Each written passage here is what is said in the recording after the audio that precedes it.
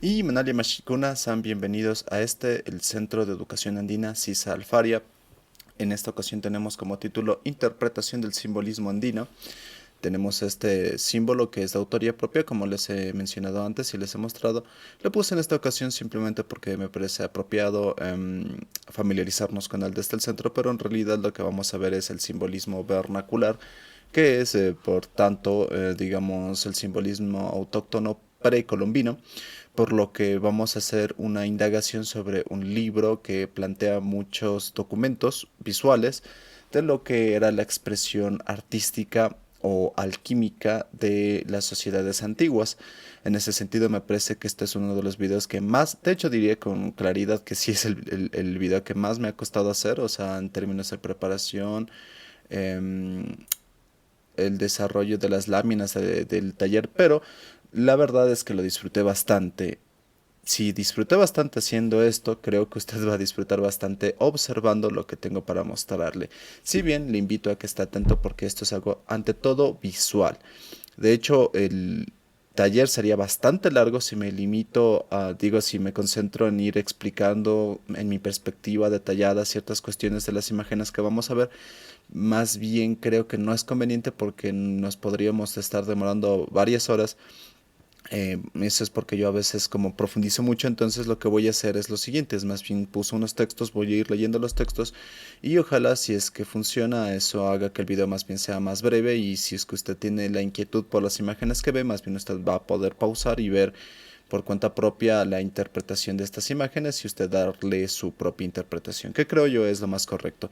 En cualquiera de los casos, la idea de este taller es en particular de familiarizarse con la expresión visual artística en el sentido textil, mural y de barro, es decir, simbólica en general, de lo que eran las culturas antiguas. Así que, para no extenderme más, vamos con ello. Está en Relato alquímico andino. No voy a explicar toda la pintura en sí porque hay algunos elementos que tienen una característica más un tipo abstracta, pero quiero que se fijen en esa piedra que está del lado izquierdo de la pintura, que tiene esa boquita con colmillos. En particular, esa boquita con colmillos yo no la he visto en Europa, para serles sincero, no me sorprendería si hubiera, pero no la he visto.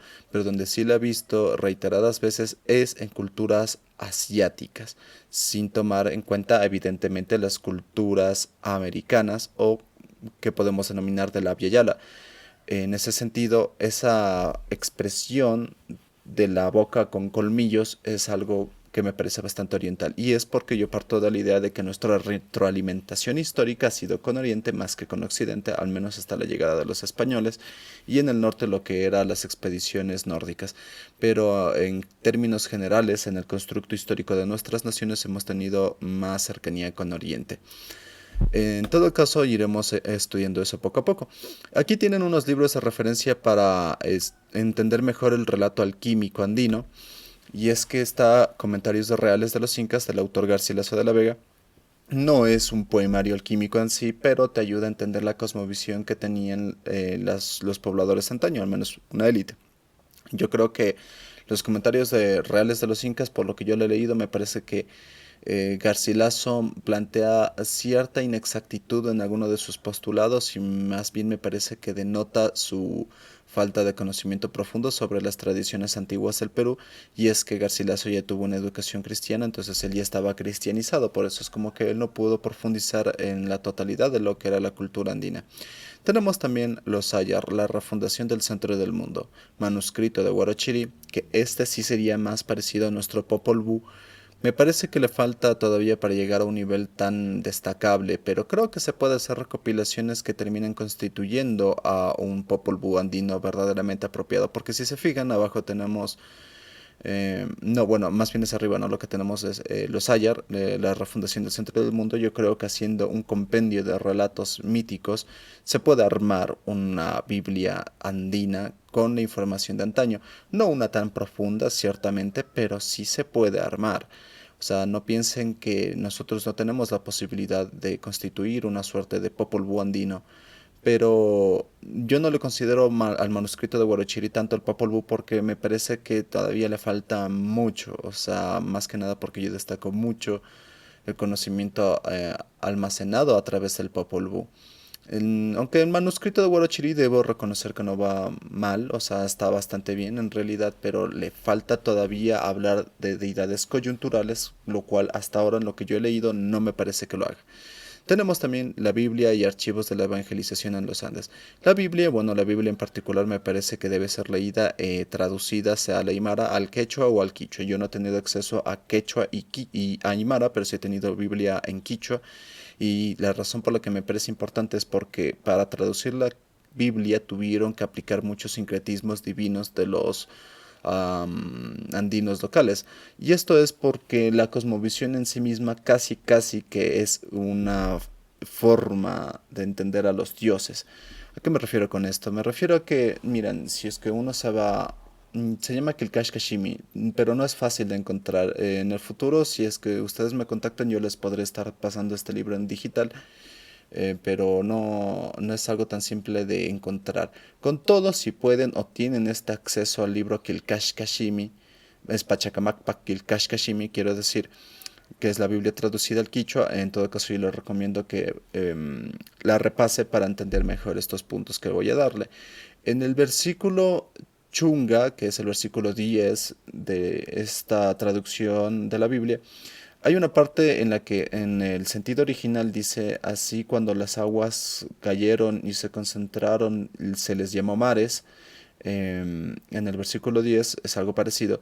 En el quichua dice Tantanakushka Yakukunata Mamakucha. O sea, esa es la parte del versículo, no les digo todo el versículo, pero la parte del versículo en sí dice: cuando las aguas cayeron y se concentraron, fueron llamadas Mamacucha. ¿Por qué? Porque en el quichua no existía el término mares u océano. Entonces, ellos se referían al mar como la madre agua, ¿no? Mamacucha o Mamacocha.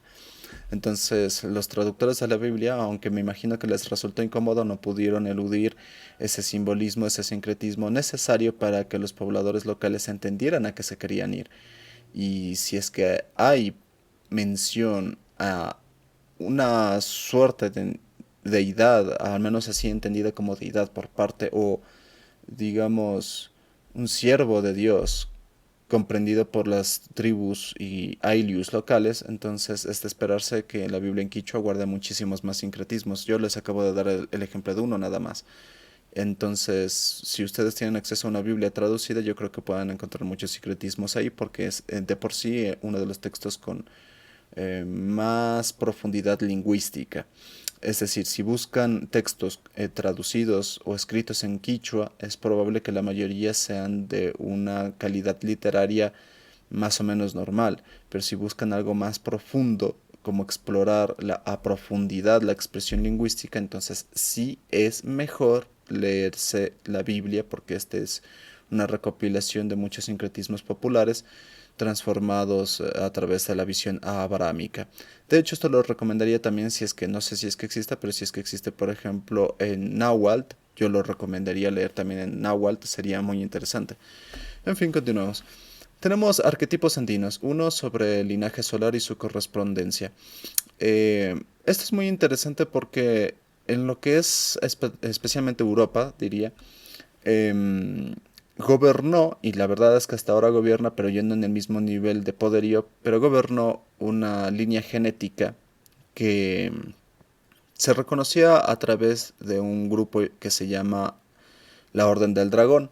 No sé si sigan usando ese término para referirse a ellos, pero en la práctica esta es una orden que nunca dejó de existir, porque como esencia la idea es que es una especie de red de familias dinásticas que gobernaron, ya dije, especialmente Europa, pero en su momento a través de las colonias que tuvieron en el mundo fueron los principales monarcas del mundo entero.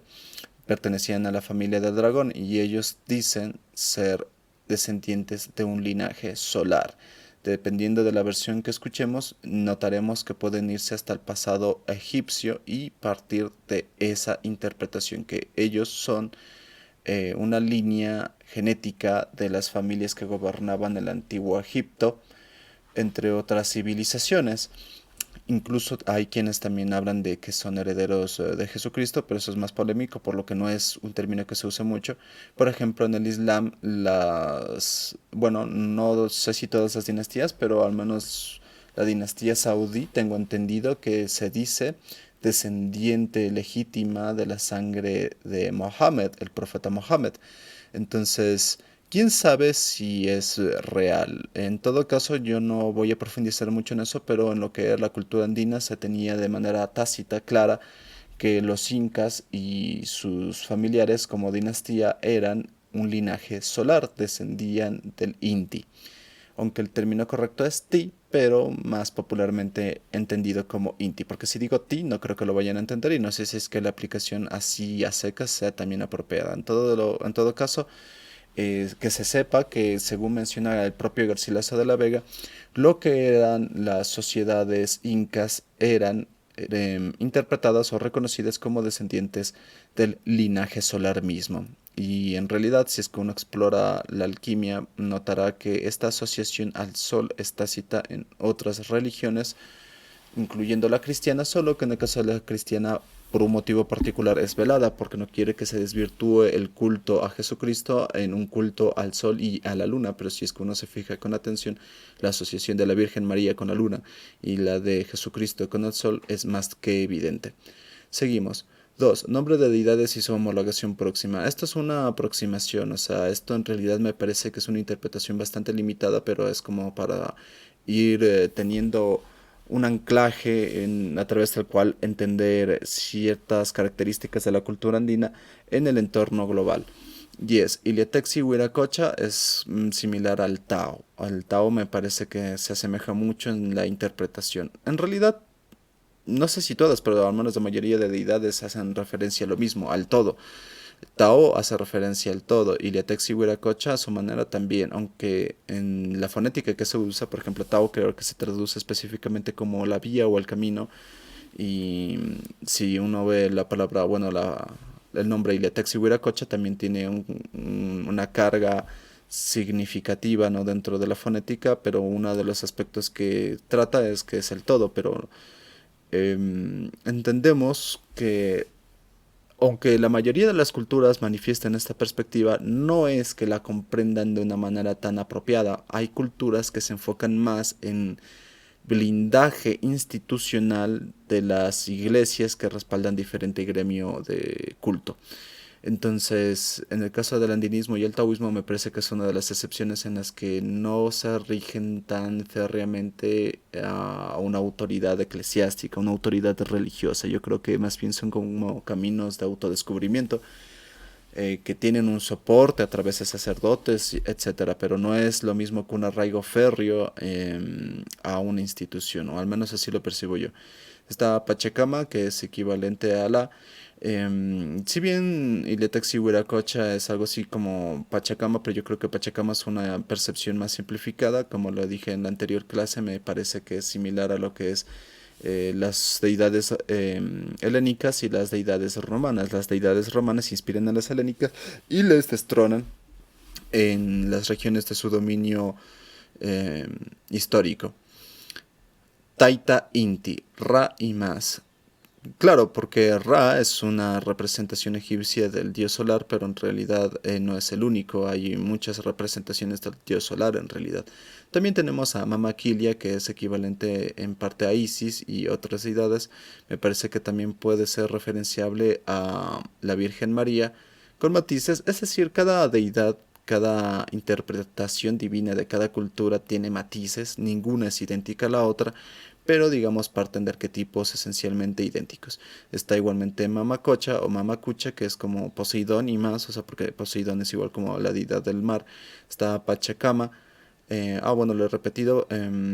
Quería decir Pachamama, claro, aquí me despisté. Es Pachamama en realidad y es Gaia y más. Sí es apreciable, es asociable a Gaia o Gea, quizá también a Rea.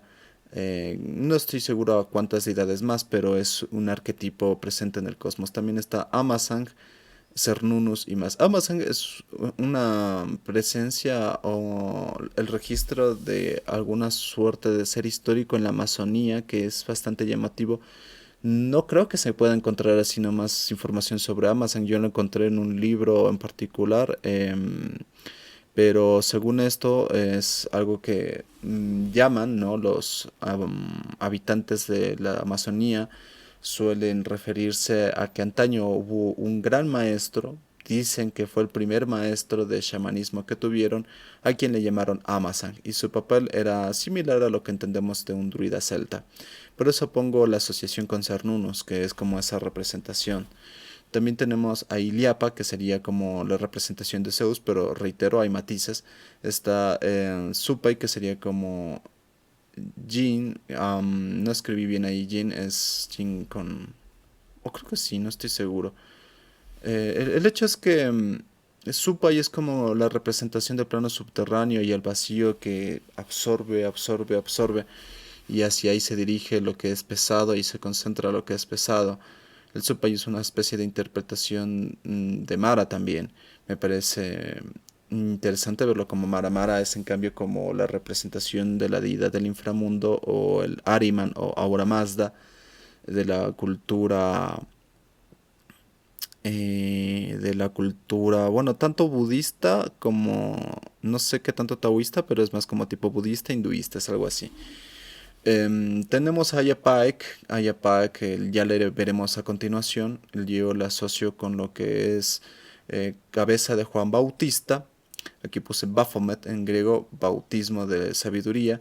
Me parece que encontré justo cuando realizaba este taller, me parece que encontré justamente que esa es el origen de la palabra Baphomet, porque esto es algo traído y estudiado por los templarios. Si bien nunca se corroboró de una manera explícita, pero se sobreentiende que los templarios trajeron ciertas tradiciones de Oriente cuando fueron a las cruzadas, y entre esas es que traen este culto a Baphomet. Se supone que lo traen los templarios. Está las huacas, que, bueno, la razón por la que hago esta asociación, ya lo verán cuando lo tope, cuando me encuentre con la imagen, pero es porque la representación que se tenía en un principio de Baphomet, tengo entendido yo, no es la que se tiene entendido ahora. Más bien era como que se refería a que ellos tenían el culto a la cabeza de Juan Bautista, o una entidad que se representaba como la cabeza de Juan Bautista, y Ayapac me resulta similar. Bueno, tenemos las huacas, que pongo, es equivalente a la meca, pero ¿en qué sentido? O sea, la meca es algo muy único, debo reconocerlo. De hecho, yo en ese sentido respeto mucho el Islam, porque me parece una exquisitez alquímica lo que es la meca. Sino que la meca en su momento, antes de la llegada de Mohammed, y bueno, cuando él estaba, antes de que pudiese instaurar ciertas tradiciones que él menciona, fue enviado para instaurarlas, y no lo refuto, yo pienso que sí fue así. Pienso que fue un profeta hecho y derecho en todos los sentidos, pero era de su civilización y de su tiempo. No nos corresponde exactamente a nosotros, pero era un profeta y se merece respeto en ese sentido. La cuestión es que antes en la Meca estaba algún conjunto de elementos. Estaba la Kaaba, que es en sí mismo la piedra a la que le adoran los islamistas, pero alrededor habían un conjunto de ídolos que serían similares a gárgolas. Tengo entendido yo que eran parecidos a gárgolas. Entonces, Mohammed dijo que el mandamiento que le llegó a él era que se destruyeran o se ocultaran esos ídolos, porque solo debía rendirse homenaje a la propia piedra de la Kaaba. Por eso es que él fue perseguido, fue a Medina, luego a medida que fue triunfando su... o sea, no es su voluntad, sino más bien como que el mensaje providencial que vino a traer al mundo y en esas tierras, bueno, pues a medida que él fue consiguiéndolo y finalmente llegó a la Meca de nuevo, pues él sí destruyó, o al menos ocultó, a muchas de esas gárgolas. No sé si se habrán destruido todas, no me sorprendería, pero bueno, en sí, cuando me refiero a las huacas y hago la comparación con la Meca, no pienso en la Kaaba, más bien pienso en las gárgolas que rodeaban la Kaaba. Pero dependiendo del caso, o sea, tenían también una representación similar.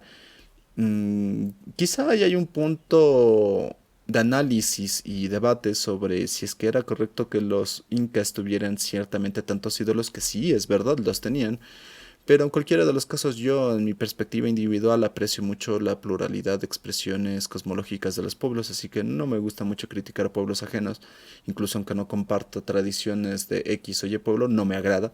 así que yo en lo personal no le veo mucho parangón a ese debate, al menos no en esta instancia. También tenemos a Kuniraya Wiracocha, que es como la serpiente del Génesis, y esto es porque en el manuscrito de Huarochiri hay una parte que sí es media referencial porque habla de que seduce a otra huaca, pero una huaca hembra, que tejía debajo de un árbol, no me acuerdo el nombre del fruto en sí, no era una manzana, no recuerdo el nombre, es un fruto más bien local, y creo que del Perú, porque en Ecuador yo no he visto este fruto, o al menos no le llamamos igual. El hecho es que esto de hecho lo pueden encontrar en las primeras páginas del texto, y es que dice que esta huaca, Kuniraya Wiracocha, quería seducir a la huaca hembra, pero la hembra era como muy hecha la exquisita, decía nadie está a mi nivel. Entonces el man ha hecho todo un pillolín, un Luisillo el Pillo, decide ir y dejar su semilla en uno de los frutos y hizo caer el fruto del árbol. Esto lo hizo en forma de pájaro. Curiosamente es una distorsión del relato que tenemos en la versión abrámica, que se ha representado una serpiente. En el caso del manuscrito de Huarochiri habla de que es un pájaro, pero el pájaro igual deja una semilla. Creo que hay algo parecido también en la cultura helénica, pero no estoy 100% seguro. El hecho es que, bueno, este pájaro deja la fruta caer, la huaca hembra lo come y a partir de ese momento queda preñada o embarazada. Eh, entonces, me parece que hay un nivel de similitud simbólica, por eso lo puse, pero como dije, cada una de las representaciones tiene un matiz bastante propio y ninguna es idéntica a la otra en ningún sentido, salvo que hay arquetipos esenciales que sí coinciden, pero de ahí, o sea, cada cultura tiene su propia manifestación. Seguimos. Tenemos aquí apus modernos. Está el diablo de Tandapi. Este es una figura, una escultura que está en la vía Sitio Santo Domingo, en el Ecuador. Hay una parte de este tramo en la que si uno se fija en medio de la montaña hay una piedra esculpida con la figura de un supay, de un diablo.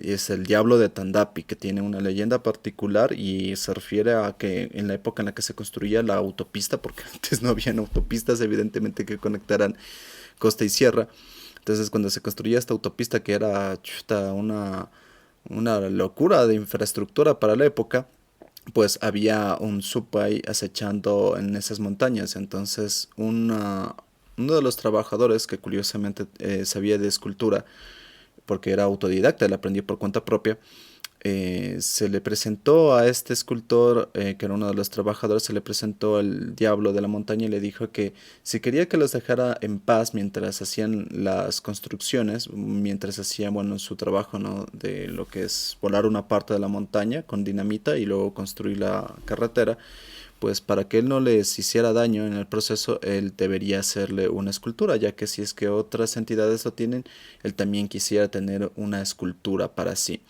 Y a cambio les perdonaría la vida, porque de hecho estaban muriendo muchos trabajadores por temas de enfermedades y etcétera. Así que este accedió y quedó grabado en medio de la carretera, ahí está, y yo considero que esto es una huaca legítima en todo sentido.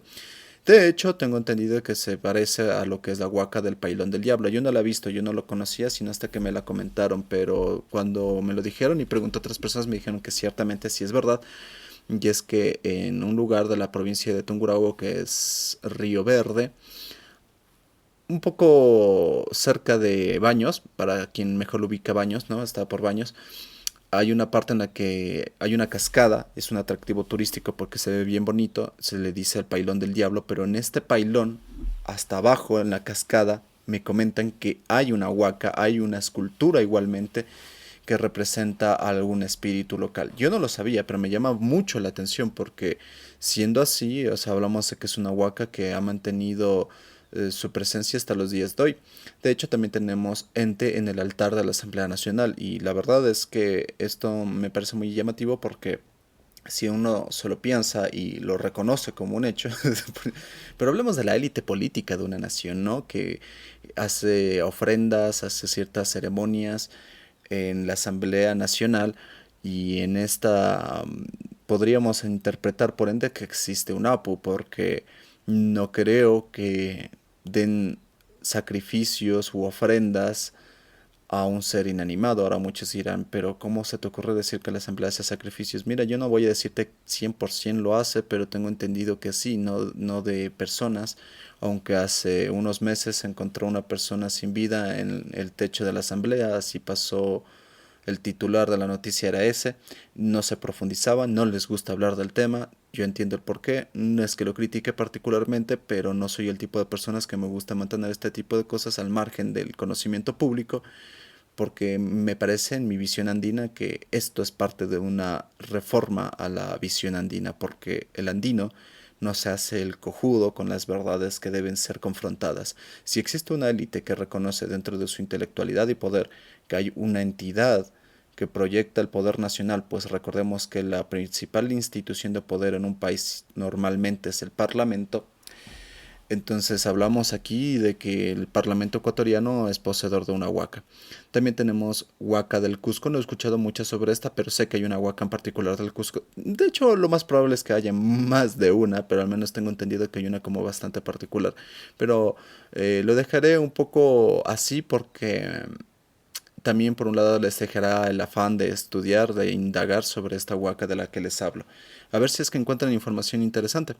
Huacas del páramo de Zumbagua, esto es algo que yo pude constatar. Si uno se va a los páramos alrededor de la parroquia de Zumbagua, en la provincia de Cotopaxi, y se adentra en la parte en la que le consideran montañas bravas, que es páramo profundo, de hecho está a un nivel de altura en la que tengo entendido ya no existe propiedad privada, es considerado territorio protegido por el Estado, pues ahí la gente que practica ciertos ritos suele dejar a huacas que mayormente parece ser contienen apus negativos.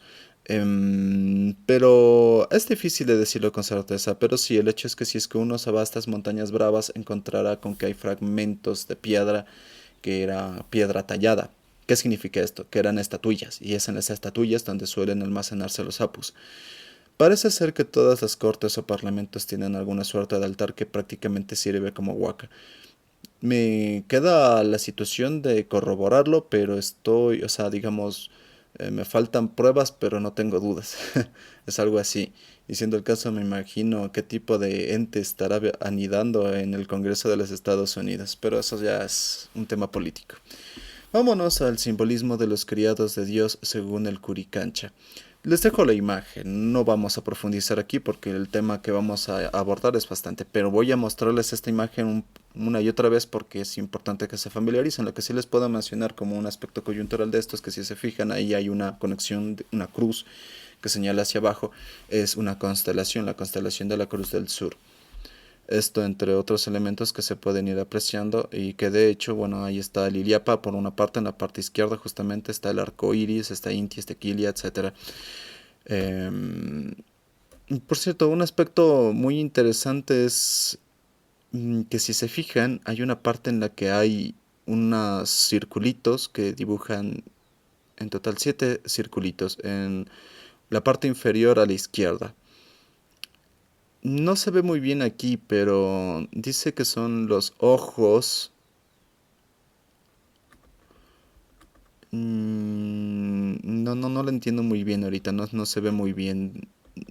Tendría que, bueno, de hecho les invitaría a que más bien ustedes busquen en el internet y lo corroboren, porque yo quiero continuar con el taller sin despistarme mucho, pero sí es algo que cuando lo vi me recordó mucho a algunos símbolos de la Biblia. Bueno, a uno en particular que me parece que aparece en el Apocalipsis, que habla de que la bestia tiene como 7 ojos o algo así. Es como, o sea, sí conecta con la cultura abramánica o abrámica, pero el término exacto todavía no lo he estudiado en su profundidad, pero les dejo la inquietud, porque habla de que son 7 ojos. O sea, eso sí dice, son ojos, 7 ojos.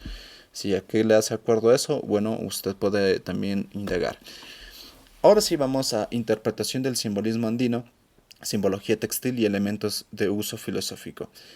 Fascinación de la iconografía. Aquí vamos a irnos familiarizando ya con algunos aspectos coyunturales de la simbología andina. El libro, y usted lo puede encontrar en internet de manera gratuita en PDF, es Iconografía andina, interpretación del simbolismo en antiguos tejidos peruanos. Es uno de los libros que yo he encontrado más apreciables para la familiarización con los símbolos andinos antiguos. Debo reconocer que es una muy buena galería, muy bien constituida, así que vamos a ello. Bueno, esta presentación gráfica, etapas 2 hasta 7 del desarrollo de las culturas peruanas, según Federico Kaufmann Doig, Machu Picchu, Tesoro Inca. Dice, la sucesión de las épocas de desarrollo de las antiguas culturas peruanas tuvo que adaptarse a una cierta modificación causada por los resultados notables de excavaciones de las últimas décadas, como las de Caral. Además, se tuvo que considerar los primeros niveles de desarrollo de los cazadores y recolectores como una época evidentemente bien definida. Son presentadas como etapa 1 y etapa 2 la definición actual con la sucesión de los tres horizontes culturales y dos periodos intermedios siguen vigente. Estas etapas culturales se subordinan a las denominaciones etapa 3 hasta 7. Bueno, ahí tenemos etapa 5, etapa 6, etapa 7, etapa 2, etapa 3, etapa 4. Bueno, es una cuestión de concentrarse en esto, estudiándolo un rato para que uno como que se le quede en la mente. Así que de hecho poco a poco iremos también abordando esta y otras formas de clasificación históricas de nuestras civilizaciones. Ahora bien, tenemos figura 1, fertilidad. Figura 1, el leitmotiv compuesto de sus símbolos básicos, la ola, agua y los andenes, tierra, muestra una expresión comprensible y tiene condiciones óptimas a la configuración artística, especialmente en el campo textil. Ahora bien, esto es muy interesante. Primeramente, el leitmotiv, debe entenderse el leitmotiv como un concepto que hace referencia a que si es que tú estudias alguna sociedad y encuentras con que un símbolo es reiterativo, o sea, se repite, no siempre es igual. De hecho, lo normal es que un símbolo tenga variaciones, pero si se mantiene una cierta lógica que se replique en el transcurso del tiempo y en diferentes geografías, pues a eso se le denomina leitmotiv, es como una especie de similitud entre símbolos. Ahora tenemos este símbolo de fertilidad. Que, bueno, como mencionaba antes, era la ola, que representa el agua, y los andenes que representan a la tierra. Una unión entre mar y tierra, entre Alpamama y Mamacucha, porque Alpamama es la forma de referirse a la madre tierra. Muchos creen que es Pachamama, pero no, Pachamama se traduce más como madre cósmica, y la forma correcta de referirse es Alpamama, madre tierra, y Mamacucha, madre agua. Entonces aquí tenemos figura 2, pieza de cerámica moche que conjuga los emblemas agua, cresta de ola y tierra cultivada, andenes. Estos valores emblemáticos, según Kaufmann-Doig, 1992, fueron utilizados universalmente en el transcurso de la civilización peruana. Tenemos aquí lo que les decía, Aya Paik, figura 2, pieza de cerámica moche que conjuga la figura 3, representación del Ay Apaek y el simbolismo de borde como relieve del muro del templo moche en la Huaca de la Luna en Trujillo. A mí en particular me encanta mucho esta representación. Tengo entendido que el techo está justo en la parte en la que tenían que hacerse los sacrificios o las ofrendas, que creo que eran sacrificios. No estoy 100% seguro. El hecho es que hablan de él como el dios de la degollación. Me parece que hay algunos que se refieren a él en esos términos, pero no conozco todos los atributos y creo que por la lejanía histórica no es que se conozca mucho los atributos del el culto que se rendía a este Apu, pero como podemos ver, esta es la representación visual y me recuerda, como dije, a Juan Bautista, porque Juan Bautista en el caso original era exactamente la cabeza, no era todo el cuerpo de Juan Bautista, era la cabeza a la que se supone le rendían homenaje los templarios, aunque me parece raro que haya sido Juan Bautista, pero bueno, ese es como parte de la visión que se tiene, porque saben que mucho de lo templario se mantiene en secretismo, poco ha salido a la luz y poco debería salir a la luz probablemente. Tenemos figura 4. El ejemplo de una composición simbólica surgida de un ser compuesto en forma geométrica muestra claramente las formas individuales, el empleo doble de leitmotiv provisto con ojos en la representación completa como pareja ocular. complementada en la parte inferior por dos representaciones adicionales del motivo parcial de los andenes. No más que acotar, la verdad, esto es para familiarizarnos a poco. Tenemos variaciones de un diseño, una selección de la diversidad de interpretaciones artísticas del leitmotiv andino, 1, decoración mural, huaca, chotuna, lambayeque, 2, tejido, moche, 3, tejido, pachacama, 4, cerámica, recuay, 5, cerámica, nazca. Tenemos figura 6, 2, bueno, aquí creo que le escribí mal, me parece que es 1. Bueno, dice variaciones de un motivo, otras representaciones del leitmotiv andino. 1, tejido, bueno. Por si acaso algunos textos puede que estén escritos de una manera un poco confusa porque los saqué del libro, entonces quizá en algún momento podría haberme despistado y escribir algo que está un poco asociado más bien al libro. Y en este caso yo lo que he hecho es sacar directamente las imágenes del libro y representarlas aquí para que sea más simplificado el entendimiento. Porque el libro pueden leérselo, pero la cuestión del libro es que mucho del texto se vuelve a partir de cierto punto una redundancia. ¿Vale la pena leerlo? Vale la pena leerlo, pero solo si es que realmente tienes esa fascinación por hacerlo de meticulosa manera, porque en la práctica no es como que afecta mayormente. Lo digo un poco por si acaso. Entonces digo, 1, tejido, lambayeque, sican. 2, cerámica, recuay. 3, detalles de un monumento fúnebre de los chachapoyas, Zapozoa. 4, tejido, chacay. Tenemos aquí figura 1, parte del lanzón con una fisonomía lateral. Figura 2, copia del relieve de la estela de Raimundi. Aquí justamente tenemos, déjenme ver si es que más adelante aparece de nuevo, no, está aquí, pero bueno, ¿recuerdan la pintura que les mostré al principio? Pues aquí está justamente la huaca que le representa. Esta huaca de hecho es interesante porque como les mencioné sigue vigente a día de hoy. Tengo entendido que no ha sido destruida, es una de las huacas que sigue en su lugar original y que permanecen con el tiempo. Es una de las cosas que me parece más interesante. Me parece que el recinto arqueológico es el recinto Brujito, me parece que se llama. Mm, bueno, justamente como pueden ver dice parte del lanzón con una fisionomía lateral, fisionomía 2, copia del relieve de la estela de Raimundi. Sí, me parece que el recinto arqueológico se llama Brujito. El hecho es que también está la estela de Raimundi. Esta me parece mucho más interesante, a decir verdad. Pero bueno, la verdad es que como estela no sé si sigue existiendo. Y no era una huaca exactamente, o al menos yo no lo percibo así. Yo creo que la piedra que tenemos al lado, o sea, sí sigue manteniendo el Apu, aunque aquí se esté dormido porque no le han dado ofrenda en tiempo, pero yo pienso que el Apu sigue ahí, solo que dormido probablemente. Bueno, al lado tenemos la representación de la estela de Raimundi que me parece sumamente interesante. Poco a poco irán notando las réplicas de algunos aspectos simbólicos de esto, pero hay uno de los aspectos más útiles que yo creo que pocas representaciones de Huiracocha tienen o pocas representaciones lo he visto en el andinismo, y es que si se fijan hasta la parte de arriba de la estela de Raimundi, que es la que está al lado derecho, notarán que hay como unas serpientes y en el medio de las serpientes hay algo. Curiosamente, eso es una representación muy parecida al caduceo. De hecho, aquí es justamente donde lo abordo, pero no solo eso, sino que si se fijan bien, la representación de Huiracocha en la estela de Raimundi le puedes poner hacia abajo, es decir, voltearla, y adquirirá una representación simbólica todavía más profunda. Por eso está a la izquierda en su configuración original y a la derecha está una configuración en la que pueden ver que en realidad el rostro tiene varios rostros.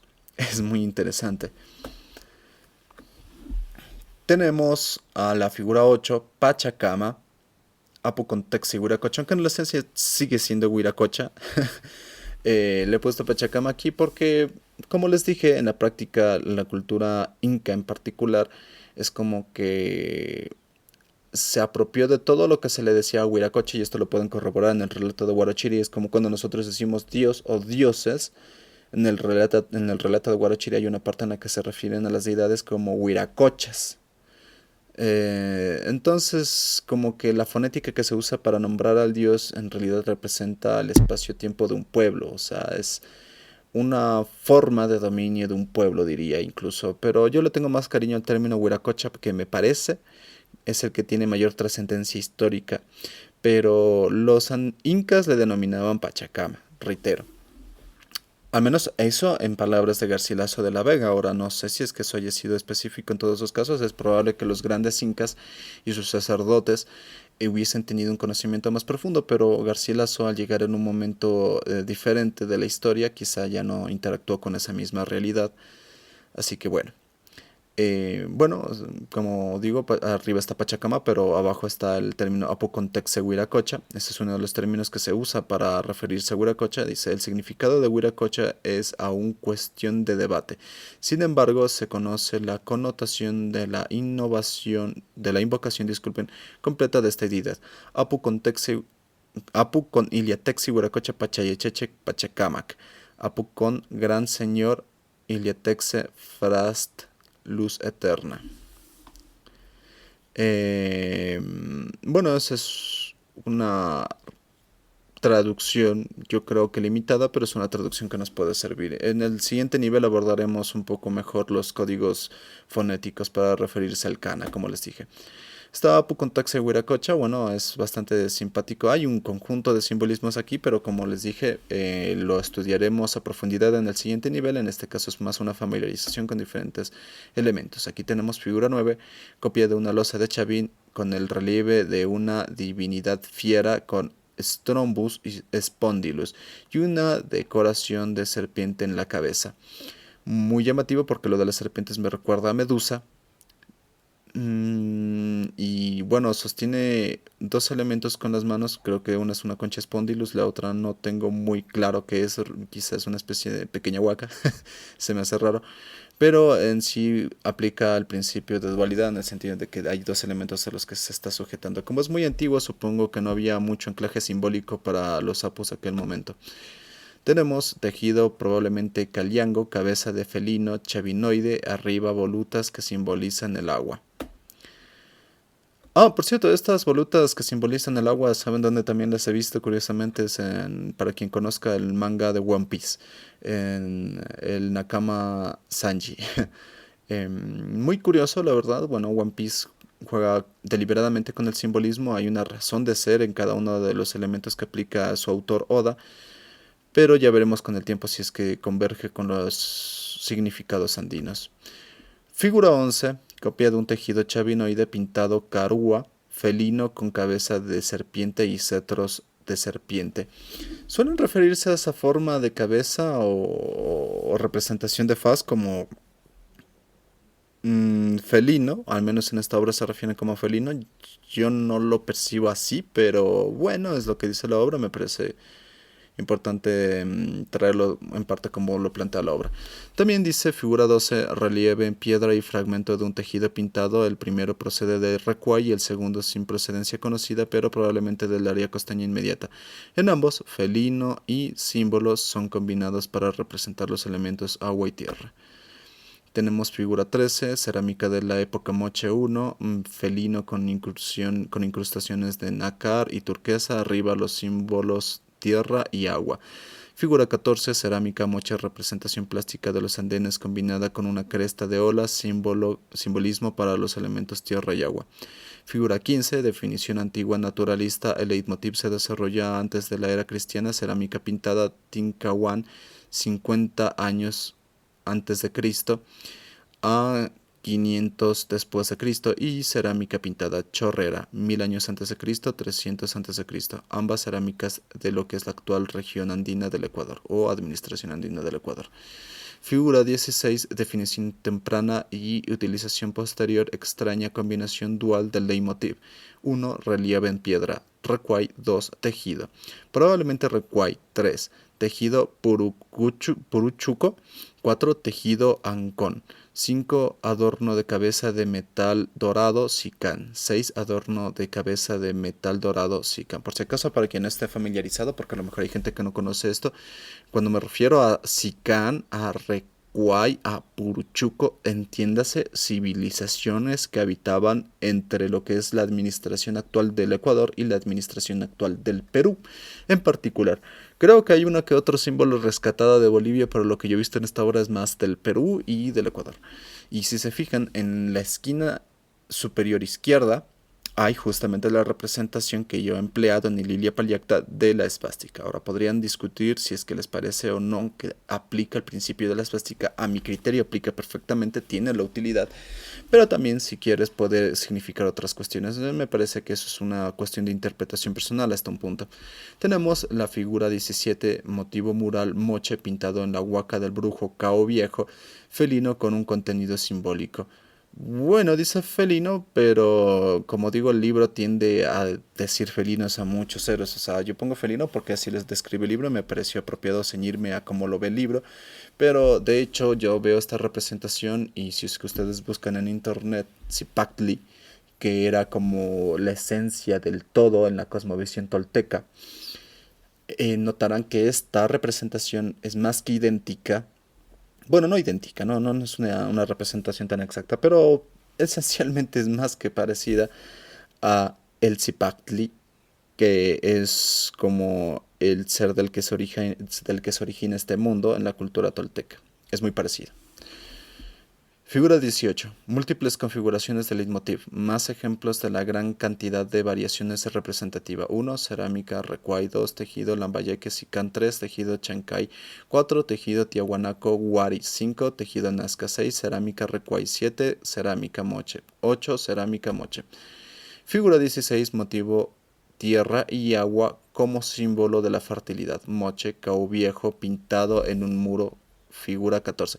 Por cierto, una cuestión, si es que la huaca de la que les hablé antes, que según yo está en el recinto arqueológico de Brujito, no está en Brujito, entonces es probable que me haya confundido y esté en Cao Viejo, sea la huaca de Cao Viejo, pero creo que es la de Brujito, lo digo por si acaso, en que no anoté ese dato específico. Dice figura 20, motivo pintado correspondiente a una decoración mural moche del complejo El Brujo. Claro, entonces creo que el anterior debe ser por ahí. Es Huaca Cao Viejo, representación antropomorfa con ornamentación de cóndores, adorno en la cabeza y una camisa ornamentada con franjas verticales en la que se destaca el leitmotiv.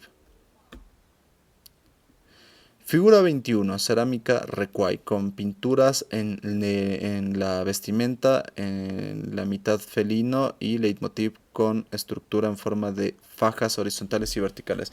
Por si acaso, como pueden ver aquí también en la figura 20 está también una representación que es el complejo arqueológico El Brujo. Bueno, ahora, claro, es el brujo, en realidad no es brujito, es el brujo Huaca Cao Viejo. Eh, entonces esto me indica que en realidad el Brujo y Huaca Cao Viejo es el mismo recinto arqueológico. Yo no lo tenía tan claro. Mira las cosas que voy aprendiendo. De hecho, la idea con la que hice este taller es justamente esa, que yo pueda ir aprendiendo mediante voy enseñando, porque la forma más práctica de aprender es enseñar. Así que creo que hice bien. Por eso discúlpenme si es que no hablo con una exactitud abrumadora, hago el mejor esfuerzo que puedo, pero nótese que mi perspectiva desde el principio era esta, sabiendo que iba a tener ciertas imperfecciones en mi comprensión del andinismo. Me atreví a dar clases porque en el proceso con los participantes me retroalimento, ellos me corrigen y al mismo tiempo yo también voy profundizando en mi conocimiento poco a poco y algunas cositas que yo no puedo entender del todo bien que creo que merezco comprensión porque en ese sentido es algo que a cualquier persona le ocurre en toda instancia de la vida, pero sepan que hago mi mejor esfuerzo y que de hecho justo aprecio estos momentos en los que mediante enseño aprendo. Creo que es el momento en el que más valoro haber tomado la decisión de dar estos talleres. Bueno, seguimos. Figura 22. Esta parte se me hace súper interesante. Personaje mitológico, felino volador con máscara, diversos atributos como también faja y tumi. Detalle de un tejido paracas bordado de aplicación con cordón. Figura 23. Detalle de un tejido bordado paraca, técnica de cordón en el que se destacan las máscaras y diversos símbolos como serpientes y cabezas trofeo. Muy interesante este símbolo, a decir la verdad, me pareció uno de los tejidos más llamativos. Figura 24, está a detalle de una divinidad volante con diversos atributos de ave de rapiña basándose posiblemente en símbolos chavinoides. Figura 25. Resolución geométrica de un motivo en el cual la expresión original no cambia. 1. Tejido. Nazca. 2. Tejido. Costa Central. 3. Creación textil de una gorra, Tiahuanaco, Huari. 4. Tejido Nazca. Figura 26. Copia de la pintura de la cerámica de Nazca, representación de una divinidad felina semejante a la representación chavinoide de la estela de Raimondi. Sí tiene su similitud, pero no me parece tanta. Figura 26. Tejido de Nazca, tapiz ranurado que Lim se muestra repetida y reproducida doblemente del símbolo de fertilidad. El símbolo del agua está incorporado en el motivo tierra, andenes. Tenemos la figura 28, cerámica Nazca en forma del símbolo de fertilidad como combinación de los motivos tierra y agua pintada con escena de sacrificio.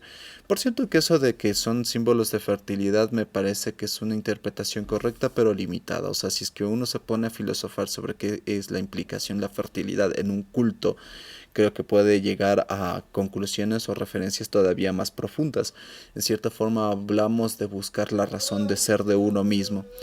Pero bueno, es lo que puedo comentarles. De ahí tenemos figura 29, reconstrucción de una tumba nazca de Cahuachi cubierta con tejidos y un fragmento de un tejido muy semejante. Ambos fragmentos muestran el símbolo de la fertilidad formando diseños reiterativos en diferentes colores.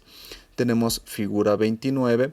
Fragmento de un tejido de Nazca, el leitmotiv está conformado por los símbolos de la fertilidad y una cara a regañadientes. Además, se representan en otro contexto motivos de fertilidad modificados.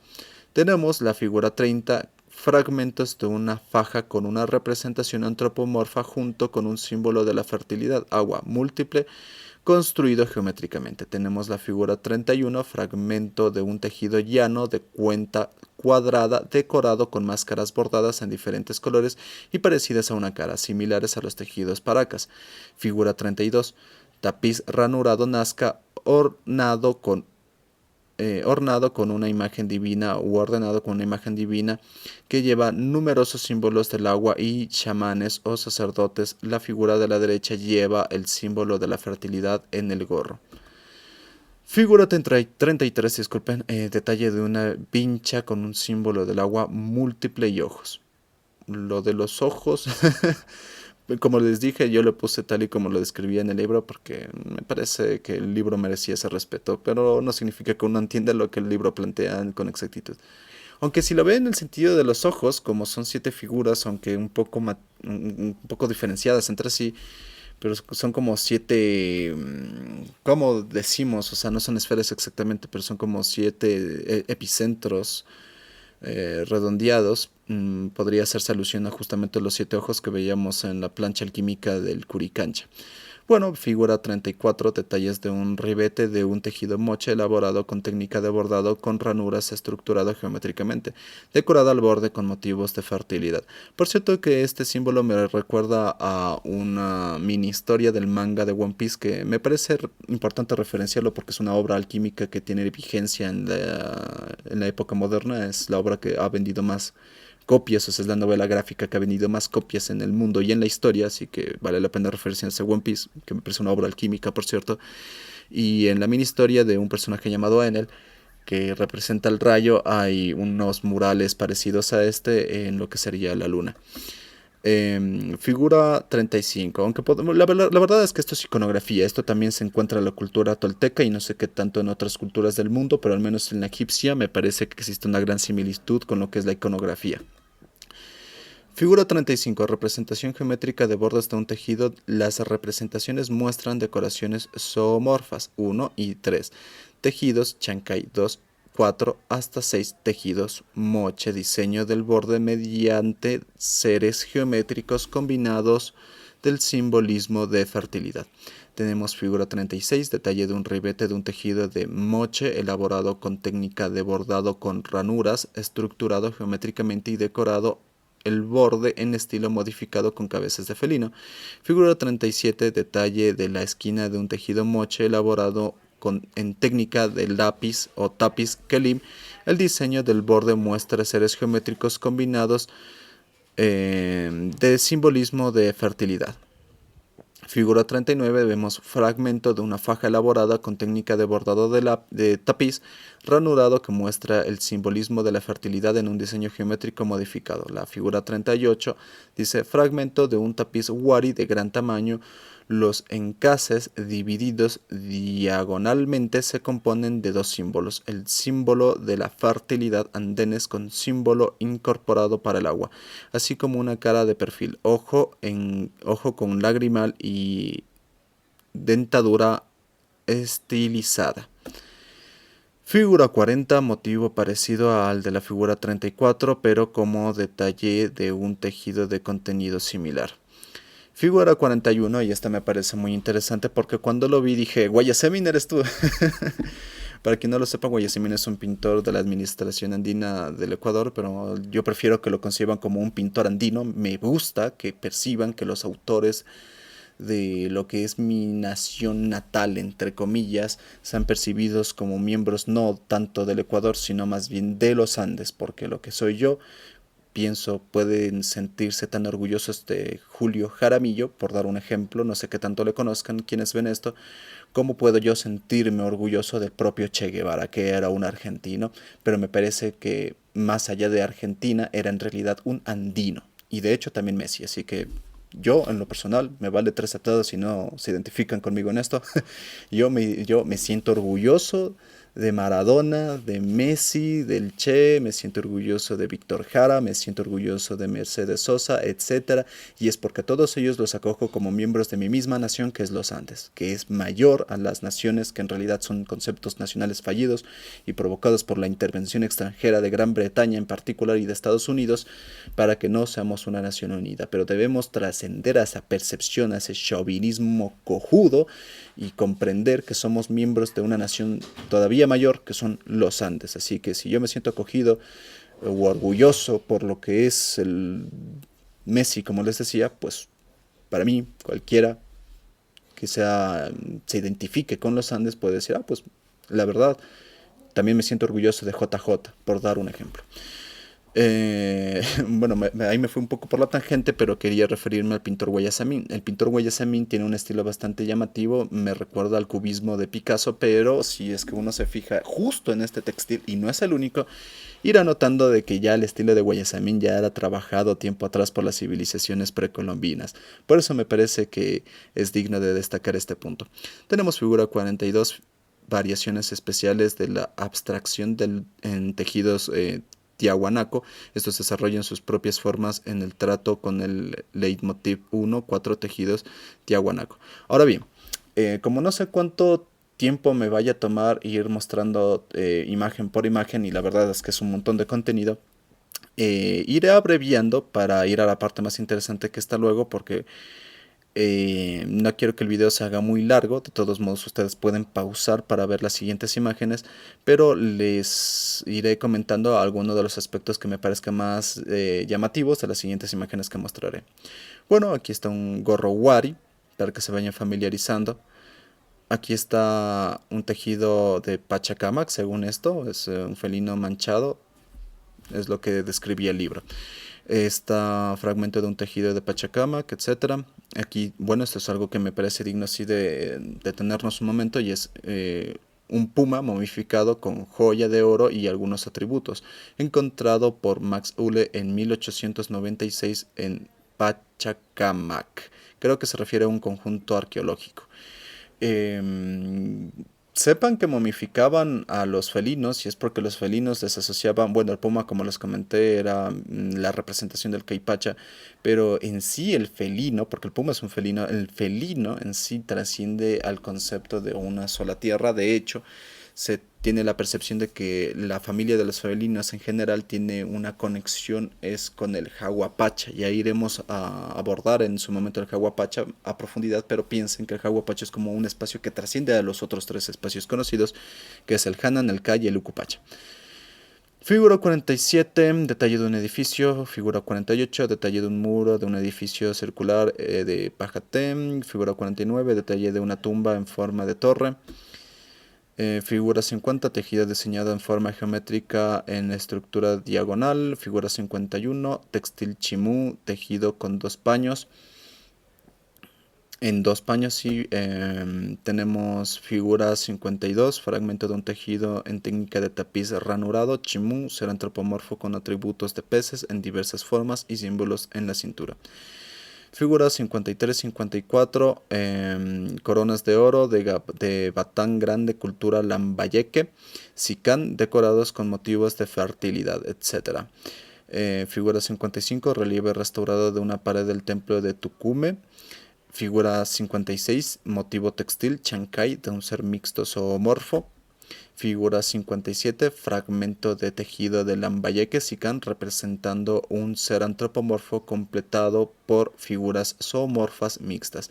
Figura 58, poncho de plumas de Chancay. Imagínense, estas son las cosas que me parecen más llamativas porque el poncho fue hecho con las plumas propiamente, ¿no? Esto sí ocurría con todos los símbolos posibles de la fertilidad, jaguar, aves marinas, andenes, olas. Interesante eso. Figura 59, tejido chimú, tejido gobelino, con gran riqueza de atributos y tiras de diseños circulares compuestos del motivo de la fertilidad previstos de ojos.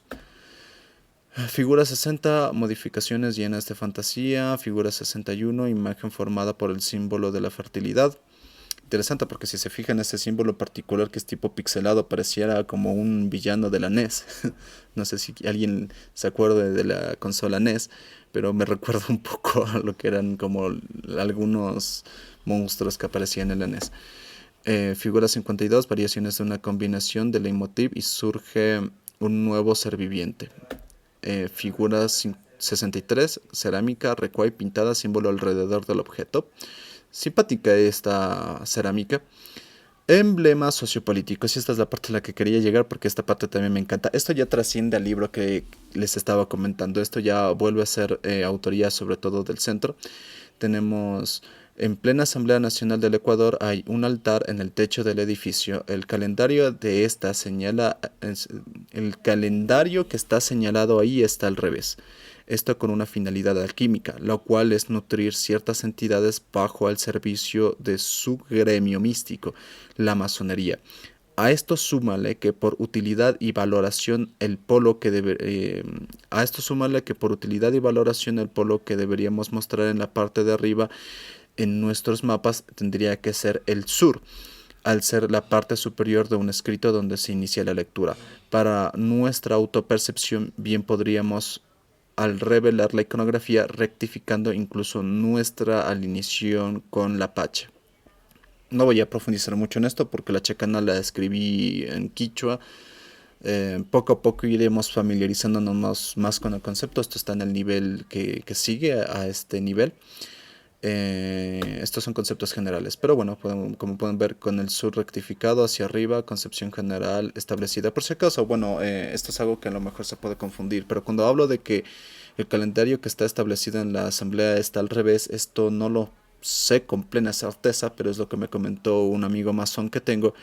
Y de hecho me parece que tiene todo el sentido del mundo porque la dirección en la que uno se referencia hacia el cosmos es como el caudal natural de la energía universal y un caudal que si bien es parte de la energía universal es como un caudal que te lleva como un sentido de concentración del ego. O sea, en vez de fluir con el todo, fluyes siendo parte del todo, pero fluyes en torno al concepto del ego. Tienes que alrevesar las percepciones del espacio-tiempo. Esto es algo un tanto interesante, pero quizá difícil de comprender. Entonces es algo que también poco a poco iremos explorando, pero me parecía importante destacarlo aquí como para que se les quede revoloteando en la mente y ya en los siguientes niveles iremos abordando esto. Con el sur rectificado hacia arriba, concepción general establecida. Esta chacanada abajo es en la que me basé para hacer la chacanada arriba, pero la chacanada abajo se basa bajo los parámetros generales conocidos de nuestra sociedad que están intervenidos por influencias occidentales. Tenemos otras simbologías sincretizadas en la chacana, que esta es a través de los colores, puede ser cóndor, puma, serpiente, aini, minca, mita, alin ruray, alin munay, alin yachay, Ucupacha, Caipacha, Hananpacha. No entraré en todos los detalles aquí por el momento, pero me gustaría también destacar que aquí está este simbolismo del blanco y negro como lo planteé en el Illapalacta, ¿no? O sea, también hay una convergencia ahí. Aquí se refieren a la triada. Lo de la Mita, la Minca y el Aini son como, por si acaso, son como una especie de impuesto popular que se tenía. O sea, al no existir una divisa como el dólar o como el oro, o sea, sí existía el oro, ¿no? Pero la divisa era más como los uncus, como las prendas que son eran más valiosos para las civilizaciones precolombinas. Entonces, el Tahuantinsuyo tenía una forma particular de cobrar impuestos que era a través de la Minca, la Mita y el Aini. No voy a entrar en detalles, pero tenían diferentes matizaciones. Tenemos emblema nacional del Chinchasuyo, diagonal rojo. Esto debe ser comprendido por ustedes porque me imagino que la mayoría de personas tienen como ya familiarizado o ya grabado la idea de la huipala, pero la huipala es más bien un símbolo neoandino, no era un símbolo real del Tahuantinsuyo. Si había uno, tengo entendido que era más bien un cetro que tenía unas tiras de colores del arco iris, pero eran tiras, no era una bandera. De hecho, esto es como una especie de tomar lo que había en la antigüedad y renovarlo. Y por cierto, y esto es algo obvio que vamos a abordar aquí, es que no todas las huipalas son lo mismo. Yo pensaba cuando empecé a estudiar la huipala que todas las huipalas eran lo mismo y no. Cada huipala tiene pequeñas variaciones que valen la pena destacar. Por eso es que está aquí del Chinchasuyo, que era la región del Chinchaysuyo, del Tahuantinsuyo. Pues para representársele era el color rojo. El emblema nacional del Antisuyo, diagonal verde. Emblema nacional del Contisuyo, diagonal amarillo. Emblema nacional del Culiansuyo, diagonal blanco. Ejemplo de división de 4 regiones. Esta es una aplicación que se hizo en el Tahuantinsuyo y parece ser que tiene una replicación en otras civilizaciones. De hecho, aquí podemos ver que hay una asociación, porque nosotros nos dividíamos en 4 regiones del mundo conocido, pues parece que los toltecas, tengo entendido que tolteca es el término correcto para referirse a las civilizaciones de Mesoamérica, eh, se representaban con estas divinidades, con estos seres que era oeste, casa femenino, Quetzalcoatl, Huitzilopochtli era el sur, era también la vida, conejo, este, caña, masculino, Tlaloc, está norte, pedernal, muerte, Tezcatipotla. Tezcatlipoca es un idioma un poco difícil, aunque me gusta en náhuatl, espero en el futuro aprenderlo. Al lado tenemos en la parte derecha es una representación que ya se hizo en la época hispánica, pero era una obra que me parece que está aquí. Ujú. Era un escudo de armas que representaba, bueno, un pájaro, era una suerte de quipu, el puma y las serpientes. Era una forma que se tenía, pero no era realmente algo estandarizado, fue algo que se hizo en la civilización hispánica y en la percepción de uno de los pobladores desde la cosmovisión de una de las regiones que había sido gobernada originalmente por el Tahuantinsuyo, pero él dividía las regiones un poco con este símbolo, con estos símbolos quiero decir, para referirse al Contisuyo, Antisuyo, etcétera. Aquí tenemos una que me parece que es una representación más generalizada, que es el Antisuyo, es representado en verde y es la región este del Halcón. Está el Chinchasuyo rojo, región sur del Tigrillo. Kuntisuyo amarillo, región oeste del Kuntur. Kulyasuyu blanco, región norte del Amaru. Aquí pueden ver el Tahuantinsuyo, ¿no? Es una representación de cómo estaba dividido aquel imperio. Aunque la frontera no era algo tan exacto, tan bien establecido, por si acaso vayan a pensar que el Tahuantinsuyo era como las repúblicas de hoy, que mediante GPS se puede tener bastante bien monitorizado las fronteras. En realidad no había una especificación tan clara de dónde empezaba y dónde terminaba el Tahuantinsuyo, salvo en contadas excepciones. Dice tejido, probablemente caliango, cabeza de felino, chavinoide, arriba volutas, que simbolizan el agua. Disculpen, esto fue como un texto que me quedó de los anteriores. No corresponde aquí. Bueno, tienes símbolos del incanato. Indumentaria inca. 1. Plumas del ave corequengue o llamada curiquingue. Yo le conozco como curiquingue, pero bueno, aquí está como corequengue. 2. Cordón llauto. 3. Casco chucu. 4. Cetro sunturpaucar. 5. Rapacejo mascaipacha. 6. Pequeño centro macana. 7. Escudo con su banderín pulcanca con su huifala. 8. Pulseras chipana. 9. Flecadura saxa. 10. Sandalia usuta. 11. Túnica uncu, ¿no? El uncu que les mencionaba.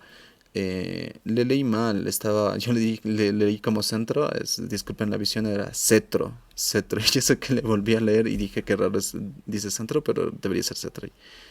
No sé qué pasó ahí, estoy mal de la vista. Bueno, es cetro, ¿no? El cetro, este es un símbolo bastante destacable. Tenemos el símbolo del incanato Tictumanta, el emblema inca. Este era uno de los emblemas incas, este sí era original de los incas. Y ya, con eso termina la clase de hoy. Me parece que ha sido una forma bastante apropiada de familiarizarnos con estos conceptos.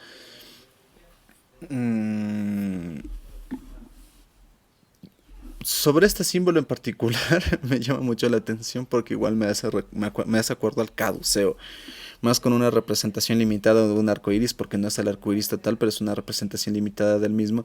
Digo, está simpático. De hecho, no me sorprendería que aquí estuviesen como representando al rojo como un color del Hanan Pacha, pero no creo, la verdad, porque pienso que el subconsciente tiende a coincidir en la mayoría de culturas con ciertos aspectos y el rojo es como algo instintivo por naturaleza. Me parece que uno le percibe más como parte del caipacha, pero no sé, en cualquier caso no me he topado con documentación que mencione al rojo como una representación del Hanan Pacha, aunque creo que justamente estaba entre los símbolos que les mostré antes.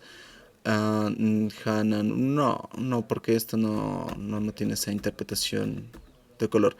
Bueno, la borla, por cierto, era algo presente en la Masca y Pacha. Esto fue una observación más general, ¿no? Pero ya haré eventualmente un taller en el que exploraremos un poquito mejor cuestiones de la vestimenta inca, porque sí hay documentación suficiente para saber ciertos estilos textiles que se manejaba para la indumentaria inca. Lo que sí tengo entendido es que las mascaipachas originales, o sea, hay mascaipachas que tenían oro, hay diferentes mascaipachas. Las mascaipachas es como la corona que tiene, ¿no? El Inca, pero aquí dice, ¿dónde está? Escudo, plumas, casco, cetro, rapacejo, dijese. Es un concepto que no muchos deben manejarse, el rapacejo. De hecho, lo del casco no es muy usual. Aquí pone el casco, pero lo del casco no es siempre. O sea, lo que más bien siempre sí es el rapacejo, que dice el mascaipacha. Rapacejo es que se pone aquí. Es como una cinta en la frente. Y la cinta